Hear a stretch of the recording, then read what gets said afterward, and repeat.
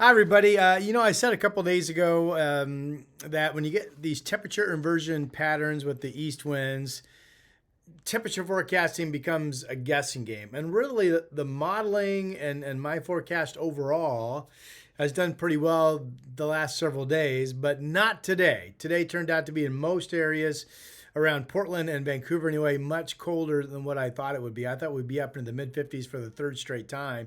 And instead, we got up to 47 degrees at noon. We held 47 through 2 o'clock. And that was it. We never got warmer than that. It was 47 degrees for a high temperature here in the Portland area.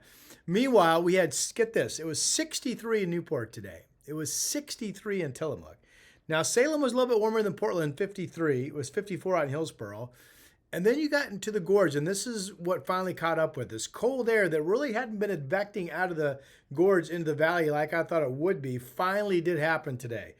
Hood River only 34, the Dow's only 37. Just pretty crazy stuff there. All right. Well, I'm taping this at what time is it? 5:30 on this Wednesday evening. 41 in Portland, 45 Salem, 41 Vancouver. It's a beautiful, clear night. I love this live camera, part of my 18 camera network showing the Tilcomb Crossing and the Portland Spirit Landing. And you can see everybody is already pretty chilly. So, I mean, it's going to be chilly in a hurry. There's 40 degrees down in Woodburn. So, here's what's going on. I mentioned we finally got caught up in the cold air today. This is the visible satellite picture. And see see the low clouds in the gorge? That's Hood River out through Pendleton up into the Columbia Basin. That's pinned temperatures down into the 30s today. It actually fueled more of a low-level east wind. Troutdale had a wind gust. I wrote this down. Troutdale had a wind gust today of 42 miles per hour. That's a little bit higher than what they had been. So anyway, that's where the cold air source was. Cloud cover, temps in the 30s. The east winds fired. Finally cooled Portland off and kind of ruined my forecast. A lot of clouds up in here, and that's what I want to focus on next. So let me scroll down. And if I can just blow this up. All right. Here is, you can find this on my app, both Android and iPhone, and also this is on my desktop site, portlandweather.com. But right here, the clouds, see that cold front? That cold front actually extends all the way up around here. This is cold air up in Canada. It's going to drop straight down to the south tomorrow, Thursday. We may get some cloudiness. We may. I don't think we get any moisture. It'll be a dry frontal passage. But this is a reinforcing shot of actually colder air than what we have been dealing with. And that will, on its own, refire east winds. So, the last several days away from the gorge, the winds kind of faded.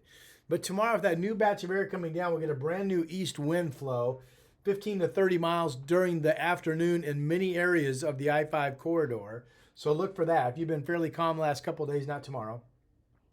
And then if you live in a spot where the east winds fade away on you Thursday overnight and Friday morning, and again Friday night and Saturday morning, you're going to see temperatures down close to 20 degrees. So a lot of the area this coming Friday morning and Saturday morning should be preparing for a hard freeze with very cold temperatures, possibly down around 20. I mean, it was 23 in Hillsboro this morning. So some areas have already been getting cold like that.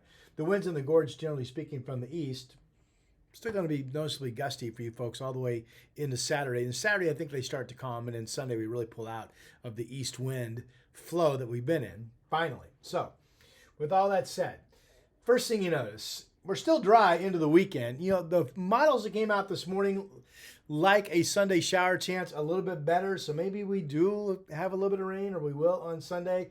But in terms of the best chance for getting some decent rainfall, that still holds off until Monday into Tuesday. And then right now, Wednesday, and then the following Thursday, of course, is Thanksgiving. There's a storm front that looks like it could hold off, probably produce some rain along the coast. I'm not sure if that rain on Wednesday and Thursday makes it into the valley or not, but it's a possibility.